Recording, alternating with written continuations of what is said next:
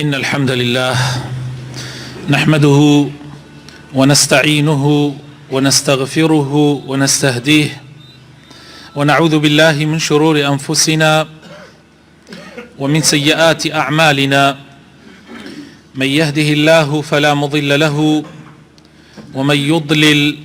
فلا هادي له، وأشهد أن لا إله إلا الله وحده لا شريك له، وأشهد أن محمدا عبده ورسوله. يا أيها الذين آمنوا اتقوا الله وقولوا قولا سديدا يصلح لكم أعمالكم ويغفر لكم ذنوبكم، ومن يطع الله ورسوله فقد فاز فوزا عظيما.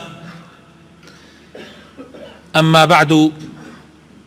باشترين كلام كلامي خواهي پروردگارك لقرآن پیروزة أي فرميه، وباشترين الربازي پیغمبري خواهي صلى الله عليه وسلم،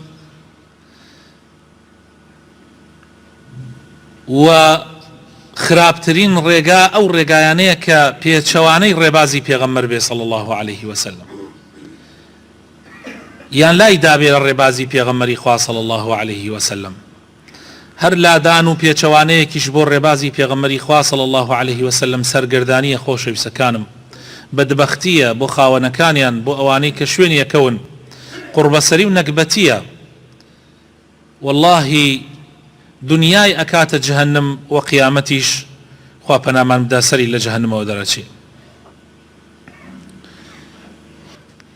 هەفتەی پێشوو باسی ڕووداوی ئیسرا و میعراجمان کرد، معجزەی ئیسرا و میعراج، و وتمان هەندێک لە سوودەکانی ئەو معجزە گەورەیە، ئەو ڕووداوە گەورەیە باسەکەین. هەفتەی پێشوو هەندێکمان باس کرد و ئەم هەفتەش بەردەوامین لەسەر هەندێکی تر لەو سوود و قازانجانەی کە ئێمە لەو معجزە گەورەیەوە دەستمانەکەوێ. یەکێکی تر لە سوودەکان ئەبێ بزانین خۆشەویستەکانم، مزگەوتی ئەقسا لە فەلەستین پیرۆزیەکی تایبەتی هەیە لە لای موسڵمانان. ڕووگەی هەموو پێغەمبەران بووە پێش پێغەمبەری خۆشەویستمان صلی الله عليه وسلم، یعنی هەموو پێغەمبەرەکان ڕوویان کردۆتە بەیت المەقدس یا مزگەوتی ئەقسا، یعنی قیبلەی هەمووان بووە، و لە سەرەتاشەوە قیبلەی مسلمانانیش بووە، یعنی یەکەم قیبلەی مسلمانان مزگەوتی ئەقسا بووە. پاشان خوای تەعالا گۆڕی و کردی بە کەعبە. ئەو پەیوەندیە ئەوەندەی تر تند و تۆڵتر بوو بەم ڕووداوە کە خوای تەعالا پێغەمبەری خوای صلی الله عليه وسلم شەوڕەوی پێکرد لە مزگەوتی حرامەوە بۆ مزگەوتی ئەقسا و لەوێشەوە بەرەو ئاسمانەکان. هل مزگەوتی ئەقسا پێغەمبەری خوا صلی الله عليه وسلم پێشنوێژی بە پێغەمبەرەکان کرد. بۆیە مزگەوتی ئەقسا لە لای مسلمانان قەدر و ڕێزێکی تایبەتی هەیە. پێغەمبەری خۆشەویستمان صلی الله عليه وسلم لە حەدیثی صحیحە کە لە بوخاری مسلمە هاتووە ئەفەرمێ لا تشد الرحال إلا إلى 3 مساجد: المسجد الحرام ومسجدي هذا والمسجد الأقصى. پیغمبر صلى الله عليه وسلم أفرمي كل نادرية كولا بۆ نوێشکردن لە هیچ مزگەوتێکە ئیلا بۆ 3 مزگەوت نەبێ. مزگەوتی حرام لە مەکەی مکەڕەمە، مزگەوتەکەی من کە لە مەدینەیە مزگەوتی پێغەمبەر صلى الله عليه وسلم، و مزگەوتی ئەقسا. ئەم مزگەوتانە فەزیلەتی زیاتریان هەیە تا مسلمان کۆڵی بۆ بداتە کۆڵا و بڕوا بۆ ئەوێ نوێش بکە. مزگەوتی حرام نوێشکردن تایە گشت ڕکاتێکی بە 100,000 ڕکات حەساوە، و مزگەوتی رسول الله صلى الله عليه وسلم گشت ڕکاتێک بە 1000 ڕکات حەساوە، و مزگەوتی ئەقساش گشت ڕکاتێکی بە 500 ڕکات حەساوە. یەکێکی تر لەو سوود و قازانجانەی کە وەریەگرین خۆشەویستەکانم، پێغەمبەری خوا صلی الله عليه وسلم پێشنوێژی بە پێغەمبەران کرد. ئەمەش معنای ئەوە ئەگەیەنێ کە پەیامی پێغەمبەر صلی الله عليه وسلم ڕیسالەی پێغەمبەر صلی الله عليه وسلم جێی هەموو ڕیسالەکانی تر ئەگرێتەوە و تەواوکەری پەیامی ئەوانە ئەو پەیامەی کە مرۆڤەکان دەستکاریان کرد هی پێغەمبەرەکانی تر پێغەمبەر صلی الله عليه وسلم هەمووی نوێ کردەوە. پەیامی پێغەمبەر صلی الله عليه وسلم بۆ نەتەوەیەکی دیاریکراو نەبوو، بۆ خەڵکێکی خاوەن زمانێکی تایبەت نەبوو. یعنی هەندێک کەس جاری وهەیە وا تێگا بە تایبەت ئەوانەی کە بێدینن یان ئەوانەی کە على ئەساس قەومین ئەو ئەفکاریان بۆ دروست ئەبێ جاری وهەیە کە پەیامی پێغەمبەر صلی الله عليه وسلم پەیامی ئیسلام تەنها بۆ عەرەبە. ئێمە لە شوێنی ترا وەلەوتاری ترا زۆر جەختمان لەسەر ئەم بابەتە کردوتەوە، بەڵام لێرە لە مەسەلەی ئیسرا و میعراجە ئەوەمان بۆ دەرەکەوێت کە پەیامی پێغەمبەر ڕیسالەی ئیسلام ڕیسالەی محەممەد صلی الله عليه وسلم بۆ هەموو عالەمە، بۆ عالەمین هەمووی. وەکو خوای تعالی لە سوورەتی ئەنبیاء ئاەتی 107 ئەفەرمێ وما ئەرسەلناکە إلا رحمة للعالمين، يعني خوای تعالی پێغەمبەری ناردووە کەوا ببێ بەڕەحمەت و بەزەیی بۆ هەموو جیهانیان. هی ئومەتێکی تایبەت نییە، بۆ کەسێکی تایبەت نهاتووە، بەڵکو بۆ هەموو جیهانیان هاتووە. با بە زمانی عەرەبی دابەزی بێ، زمانی عەرەبی لەبەر بەلاغەتەکە و لەبەر مەزنی کاتێ لە وڵاتی عەرەبا دابەزیوە باشترین ژینگە بووە بۆ ئەم دینە لەو کاتە و لەو سات و وەختە، و ئەم دینەش بۆ هەتا هەتاییە، یعنی بۆ هەتا قیامەت، هەتا ئەو ڕۆژەی قیامەت هەڵەسێ ئەم دینە پەیامی ئەخیری خوایە تا ئەو ڕۆژە. جا ئەوە زۆر گرنگە لەوە بمان دەرەکەوێت کە پێغەمبەر صلی الله عليه وسلم بوو بە ئیمام و پێشەوای هەموو پێغەمبەرەکان. پاشان کە پێغەمبەر صلی الله عليه وسلم خۆی لە دنیا نامێنێ و کۆچەکە، ئومەتەکەی هەڵگری پەیامی پێغەمبەرن لە پاش خۆی. یعنی ئومەتی ئیسلام هەڵگری پەیامی ئیسلامن بە زاناکانیانە و بە خەڵکە عەوامەکەشیانەوە. یعنی ئەم پەیامی ئیسلامە ئەمانەتی خوایە بۆ پێغەمبەر صلی الله عليه وسلم و پاش پێغەمبەری خوا بۆ من و تۆی مسلمان. ئەمە ئەمانەتی خوایە ئەبێ بیگەیەنی و خۆت باشترین نمونەشی بی. لەبەر ئەوە مەسئولیەت و بەرپرسیارەتی ئەم دینە لەسەر ئەستۆی گشتمانە. خۆشەویستەکانم، چەند خۆشە هەر یەکێک لە ئێمە هەستکەین خاوەن پەیامین، چەند خۆشە هەر یەکێک لە ئێمە هەستکەین ئیشی پێغەمبەرەکەین، چەند خۆشە هەستکەی تۆ خاوەنی ئەو پەیامەی لە پاش پێغەمبەری خوا صلی الله عليه وسلم و گەیاندنی ئەو پەیامە لەسەر ئەستۆی تۆیە. لە خۆتا جێبەجێ بکەی هەرچیت بیست لە ئاەتەکانی قورئان و لە حەدیثەکانی پێغەمبەر صلی الله عليه وسلم تەطبیقی بکەی، پاشان بیگەیەنی بە خانەوادەکەت، لە خێزانەکەتەوە، لە هاوسەرەکەتەوە، پاشان مناڵەکانت، پاشان خەڵکانی تریش. ئەمە ئەمانەتی خوا و ئەمانەتی پێغەمبەرە صلی الله عليه وسلم کەوتۆتە سەر ئەستۆی ئێمە، كوتوت سر أستوي أمتكي محمد صلى الله عليه وسلم. وكذلك جعلناكم أمة وسطا لتكونوا شهداء على الناس ويكون الرسول عليكم شهيدا. إيوا أمتي ما مناوندن خوش يسكانم للروج قيامتها إيما شاية بسر أمتكاني تروا وبيغمر الشاية بسر إيموا. للروج قيامتها إيما شاية بسر أمتكاني تروا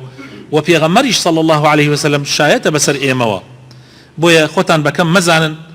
وهست بو مسؤوليته بكن وهرشي مسؤوليتي ترهيا دنياي يان وكو اويك تنها بو اويا لدنيايا خوتي بي برسكيتوا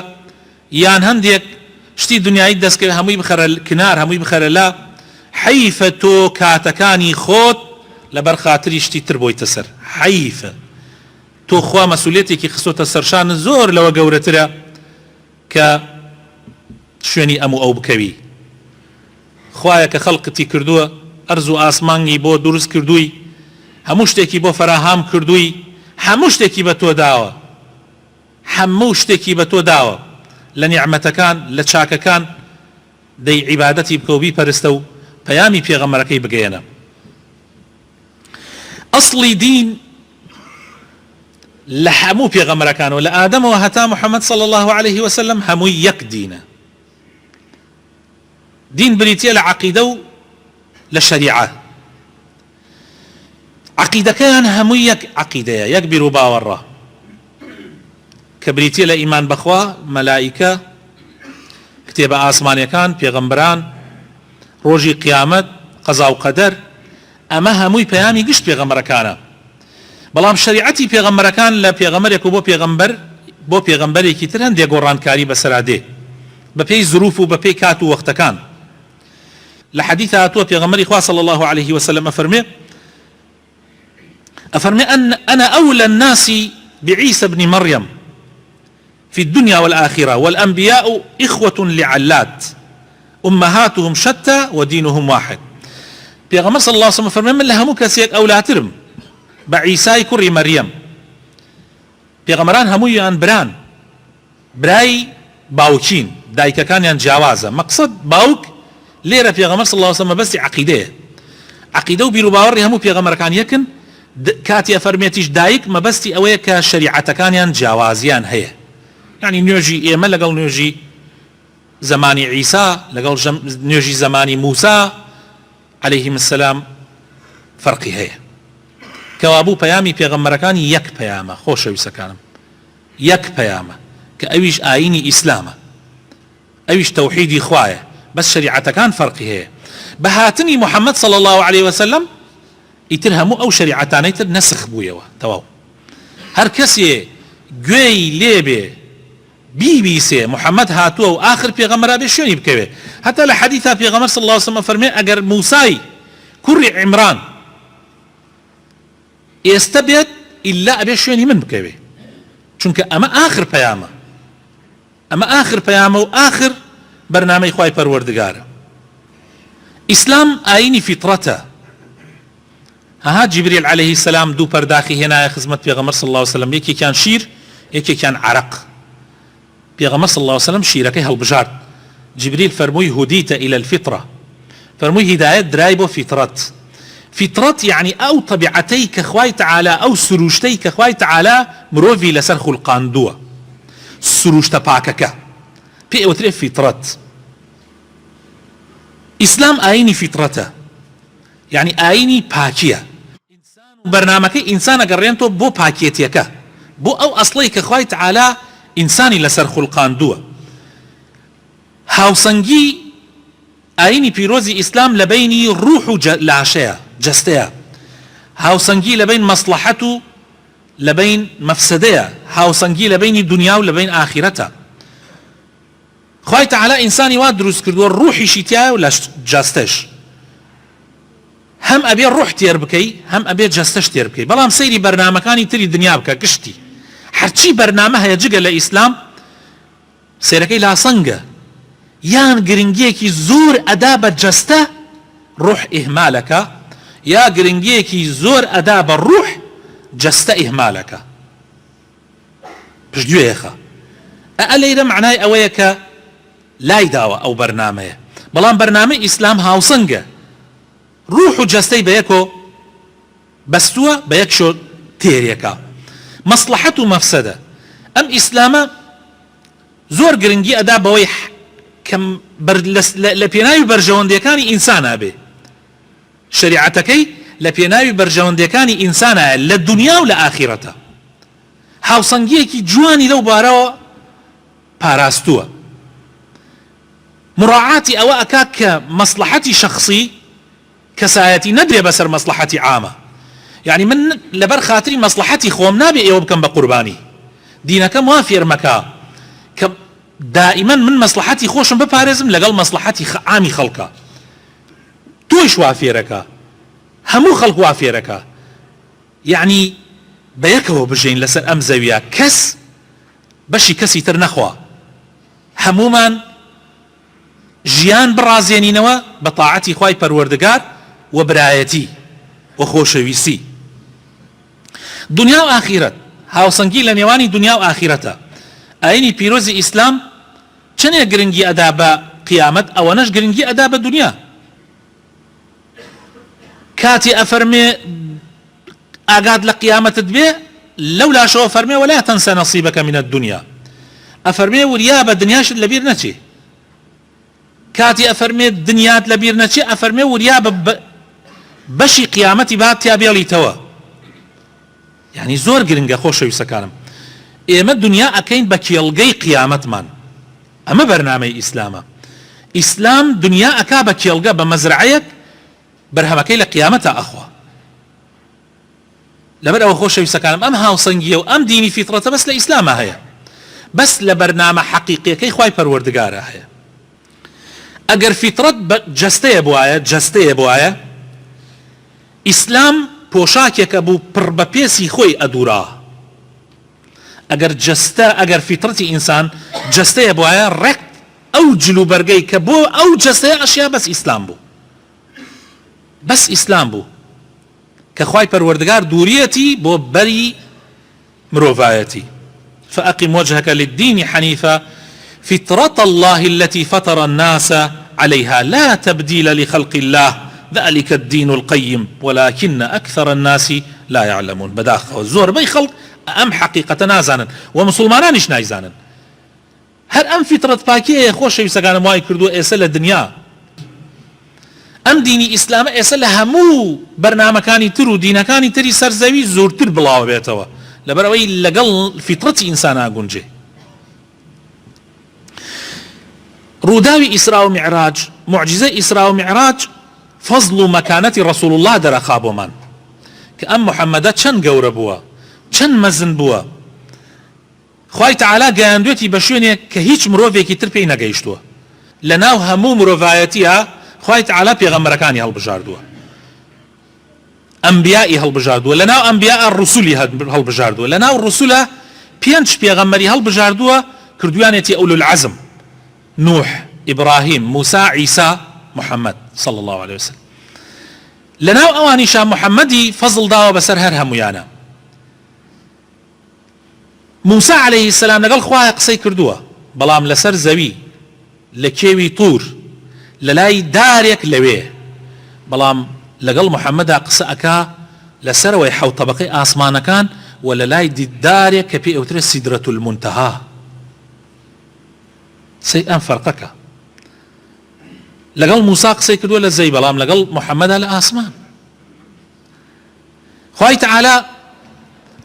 او معجزه داوه بپیغمبرکانی تر بمحمد داوه صلى الله عليه وسلم وبزياتره لبروا اي كاب بيشواي پیغمبرکان لو شو مباركه گرنگی نوێژ لە ئیسلامە کە کۆڵەکەی دینی ئیسلامە کە هیچ ڕوکنێک ناگا بە نوێژ نە ڕۆژوو نە زەکات نە حەج ئەمانە هەمووی گەورن بەڵام هیچیان ناگا بە نوێژ لە هەمووی گەورەترە بۆیە زانایان وتویانە ئەگەر ئەو کۆڵەکەی بڕمێ یان بڕۆخێ خوا پەنامەمدا هەر هەمووی ئەڕۆخێ بیناکە هەر هەمووی ئەڕۆخێ نوێژ زۆر گرنگە ئەبینی سەدەها ئاەت لەسەر نوێژ هاتووە ئەمرکردن بە نوێژ و پێغەمبەری خوا صلی الله عليه وسلم فەرمێن عەهد و پەیمانی نێوان ئێمە و نێوانی ئەوان یعنی قەزدی کافرەکانە نوێژە هەر کەسێ نەیکا فەقەد کەفەر بێباوەڕ بووە خوا پەنامەمدا لەبەرەوەی نوێژ لەبەر گرنگی خوای تەعالا پێغەمبەر ئەبا بۆ لای خۆی لەوێ فەرزێکا لەسەری لە ئاسمانەکان بە تەشبیه نەبێ خۆشەویستەکانم دائما وڵاتان سەفیریان هەیە باڵێۆزخانەیان هەیە لە وڵاتەکانی تر بۆ نمونە ئەمریکا لە هەموو ئەم دنیاە وڵاتان باڵێۆزخانەی هەیە قونسوڵیەی هەیە هەر بابەتێکە بێ لەگەڵ باڵێۆزخانەکە قساکە و باڵێۆزخانەکە لەگەڵ ئەو وڵاتە و لەگەڵ بەرپرسانی ئەو وڵاتە قساکە بەڵام ئەگەر بابەتێ زۆر گرنگ بێ زۆر خەتەر بێ پەیوەست بێ بە ئەمنی وڵاتەکەوە ئەڵێ ناردیە شوێن باڵێۆزخانەکەیە ئەیگەڕێنتۆ باڵێۆزخانەکە ئەگەڕێنتۆ سەفیرەکە ئەگەڕێنتۆ بە وڵاتەکەی خۆی قسەی لەگەڵاکە بەڕاستە و خۆی ئەمجا ئەینێرێتەوە دووبارە بە تەشبیه نەبێ نوێژ ئاوایە ئەوانی تر هەموو بە ئەمری خوا بۆ جبریلیش بۆ محەممەد صلی الله عليه وسلم دای بەزاندووە ئەمە ڕۆژووە ئەمە زەکاتە ئەمە حەجە ئەمە فەرزەکانی ترە بەڵام نوێژ نوێژە بە پێغەمبەر صلی الله عليه وسلم خۆی بڕاوە لای خوای تەعالا لەبەرەوە هەرچی ئەکەن نوێژ ئاگاتان لە نوێژ بێ پێغەمبەر صلی الله علیه و سلم حتا وفاتی کرد هەر ئەی فەرموو مسلمان نوێژ ئاگاتان لە نوێژەکانتان بێ ئاگاتان لە نوێژەکانتان بێ سوود وەرگرتن لە خیبرەی خەڵکانی تر عیب نییە ئینسان ئەم معجزە ئیسرا و میعراجە ئەومان بۆ دەرەخا نەک عیب نییە ئینسان سوود لە خیبرە و تەجروبەی خەڵکی تر وەربگرێ لە ئەزموونی خەڵکی تر وەربگرێ نەک عیب نییە بەڵکو پێویستیشە جار وایە پێغەمبەر صلی الله عليه وسلم خیبرەی موسى عليه السلام لەگەڵ خەومەکەیە سوود لەوە وەرەگرێ کە چۆن موسى عليه السلام لەگەڵ قەومەکەیە معاملەی کردووە هانکە ئەگەڕێتەوە 50 نوێژ یەکەم جا فەرزە بێ کە ئەگەڕێتەوە موسى ئەفەرمێ من پێشی تۆ خەڵکیم تاقی کردوتەوە ئەی محەممەد خەڵک ناتوانن 50 نوێژ لە ڕۆژێکا بکەن داوا بکە لەخوا کەمی کاتەوە ئیتر بەهۆی ئەوە پێغەمبەری خوا صلی الله علیه وسلم ئەگەڕێتەوە و لە ئاخیرا ئەبێ بە 5 نوێژ ئەوە سوود وەرگرتنە لە تەجروبەی خەڵکانی تر شجاعەت و ئازایەتی پێغەمبەر صلی الله علیه وسلم لە دەربڕینی حەقە پێغەمبەری خوا صلی الله عليه وسلم باسکردنی معجزەی ئیسرا و میعراج لەو سات و وەختە زۆر قورس بۆ براینە لەو سات و وەختە تۆ بە قوڕەیش بڵێ من ئەم شەو لە مەککەوە ڕۆشتمەتە بەیت المەقدس لە فەلەستین لەوێش چوومەتە حەوت طەبەقەی ئاسمان و لەگەڵ خوایە دوامە و دوای ئەوە گەڕاومەتەوە هەر ئەو شەوە بۆ مەککە یعنی ئەمە مستەحیلە باوەڕ پێکردنی لە مستەحیلاتە بەڵام لەگەڵ ئەوەیە پێغەمبەر صلی الله عليه وسلم زۆر بە ئازایانە ئەیگەیەنێت و ناترسێ لەوەی بە درۆی بخەنەوە و بەڵگەکانیشان بۆ ئەخاتە ڕوو و ئەی سەلمێنێ بۆیان کە بالفعل وایە ئەمە ئێمە فێرەکات کە ئێمەش ئازابین لە وتنی حەقە شەرم نەکەین بڕێ حەق هەیە بۆ شەرمی لێەکەی ئێمە جاری وا هەیە نەک مەسەلە لە ترسا لە شەرمان ناوێرین هەندێک حەق باسکەین جاری وایە شەرم لە یەکێکەکەی حەقەکەی پێ ناڵێ شەرم مەکەن لە وتنی حەق و مەش ترسن لە وتنی حەق بڵێ و پشت بەخوای پەروەردگار بۆسە واللهی وتنی حەق لە تەمەنت کەم ناکاتەوە دڵنیابە هاوڕێتی ڕاستەقینە لەسەر مەبدە و لەسەر هەڵوێست بینا ئەکرێ ئەبوو بەکر لەسەر مەبدە لەگەڵ پێغەمبەرا بوو بە هاوڕێ و لە هەڵوێست و لە کاتی هەڵوێستی شادەرەکەوێ خەڵک هەیە برادری هەیە 1 2 3 10 20 بەڵام تاقی نەکراونەتەوە زۆر دڵی پیان خۆشە بەس کاتێ تاقی ئەکرێنەوە هەر هەمویان فەشەل تێرن تەماشاکەن براینە لەو موقفە صعبە لەو حاڵەتە زۆر قورسە ئەبوو بەکر لەسەر مەبدەئی ڕاستەقینە هاوڕێتیەکەی لەگەڵ پێغەمبەر صلی الله عليه وسلم ئەباتە سەر و خاوەن هەڵوێستێکە کە قەت وێنەی نییە بەو هەڵوێستە ئەبێ بە ئەبوو بەکری صدیق بەو هەڵوێستە ئەبێ بە وەزیری یەکەمی پێغەمبەری خوا صلی الله عليه وسلم بەو هەڵوێستە ئەبوو بەکر ئەکەوێتە سەر هەموو سەحابەکان و فەزلی ئەکەوێتە سەر فەزلی هەموو سەحابەکان زۆر گرنگە ئێمە شەبێ هاوڕێتەکانمان لەسەر ئەوە بینا بکەین لەسەر مەبدە نەک لەسەر مەسلحات و لە کاتی هەڵوێست و موقفا بە هاوڕێتیەکەمان دەرکەوێ ئایا ئێمە هاوڕێن کاتی غەیبەت دەکەن چەند خۆشە هاوڕێیەکە تو لەوێ نەبووی دیفاعت لێ بکە کاتی ئەڵێن وەڵی فڵانە کەس پارەی خوارد فڵانە کەس زوڵمی لە کێ کرد فڵانە کەس چی کرد ئەو بڵێ بەڵگەت ڕۆیتە لای خۆی باسیکەی لەگەڵ خۆیان وت تۆ بۆ غەیبەتیەکەی تۆ بۆ درۆی بۆ هەڵەبەسی لەوانەیە ئەوەی تو ئەیڵەی ڕێک عەکسەکەی بێ لەوانە ئەوەی تو ئەیڵەی ڕێک عەکسەکە بێ ئیتر چەند خۆشە هاوڕێیەکی ئاواتە بێ کە لەسەر مەبدە لەگەڵتایە چونکە لەسەر دیدارێتێکە بوونەتە براییەک و خاوەنی هەڵوێستە لە کاتی خۆیان لە دوای هەموو ناڕەحەتیەک فەرحانەیە عەرەب ئەڵێ ئین فی المحن منح لە کاتی هەموو میحنەیەکە منحەیش هەیە ئیسە لە دائیرەکان کاتی ئەرکێکی قورسە خەنە سەرشانت منحەیەکیشت پێدەن دینیش وایە خوا کاتێ تاقی تەکاتەوە شتی خۆشیشت پێدا پێغەمبەری خوا صلی الله علیه وسلم دوای ئەو هەموو ناڕەحەتی و تاقیکردنەوە خوای تەعالی ئەم موعجیزە گەورەیە بە نصیبی ئەکا لە کۆتاییشە خۆشەویستەکانم بەردەوامبوون لەسەر مەبدە و لەسەر بەرنامەی ڕاستەقینە زۆر گرنگە ثەبات جێگیربوون دامەزراوی ئەمەش لەوە دەرەکەوێت کە پێغەمبەر صلی الله عليه وسلم ئەفەرمێ کاتێ چووینە ئاسمان لەگەڵ جبریلە بۆنێکی زۆر خۆش هات بۆنێکی زۆر خۆش وتم جبریل ئەم بۆنە بۆنی کێ فەرمووی ئەمە بۆنی ماشیطەی کچی فرعونە ماشیطە یعنی شانەکەری قژی کچەکەی فرعون ئافرەتێکە بوو قژەکەی فرعون یعنی خزمەتی قژی کچەکەی فرعونیە کرد ئەم ئافرەتە موسڵمان بوو بەڵام شاردبوویەوەی دینەکەی خاوەنی چەند یەتیمێک بوو چەند مناڵێکی یەتیم ڕۆژێکیان شانەکە ئاسنین ئەبوو بەدەست یەکەوێتە خوارەوە لە دەست یەکەوێتە خوارەوە شانەکەی لە دەست ئەکەوێتە خوارەوە ئەڵێ بسم الله کچەکەی فرعون ئەڵێن قەزت باوکمە ئەڵێ بە ناوی خوا ئەڵێ قەزت باوکمە ئەڵێ نەوەڵڵا قەزد ئەو خوایەیە کە باوکتی خەڵق کردووە و ئێمەشی هەمووی خەڵق کردووە ئەڵێ یعنی بۆ خوایەکە یعنی جگە لە باوکم ئەڵێ بەڵێ ئەڵێ آخر ئەمە ئەڵێمە باوکم ئەڵێ بڵێ بە باوکت کاتی ئەڵێتە فرعون بانگەکە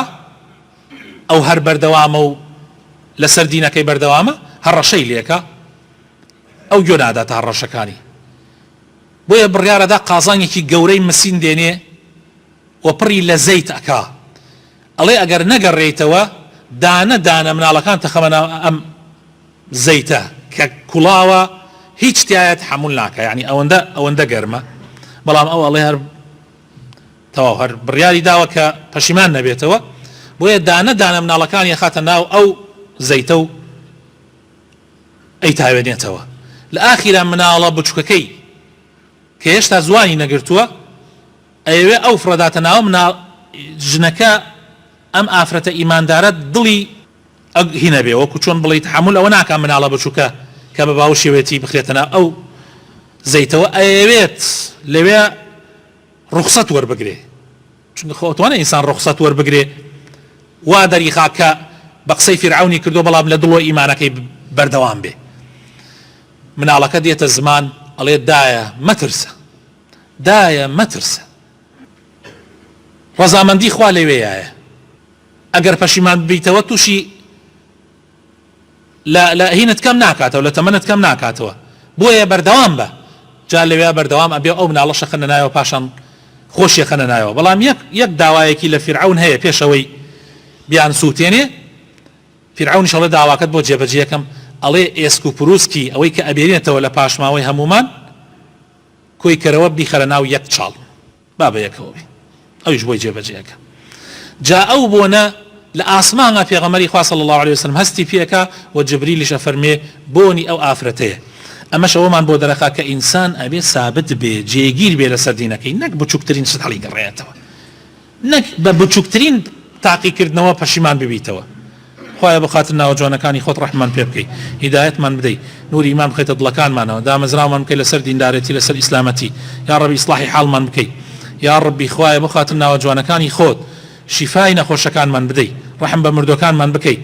یا ڕەبی خوایە کۆمەڵی مسلمان داوای دوعای خێریان لێ کردین هەر یەکێک و کێشەیەکی هەیە یا ڕەبی خوایە کێشەکانیان بۆ چارەسەر بکەی خەمی دڵیان لا بدەی یا ڕەبی خۆشی تێ بخەی یا ڕەب العالەمین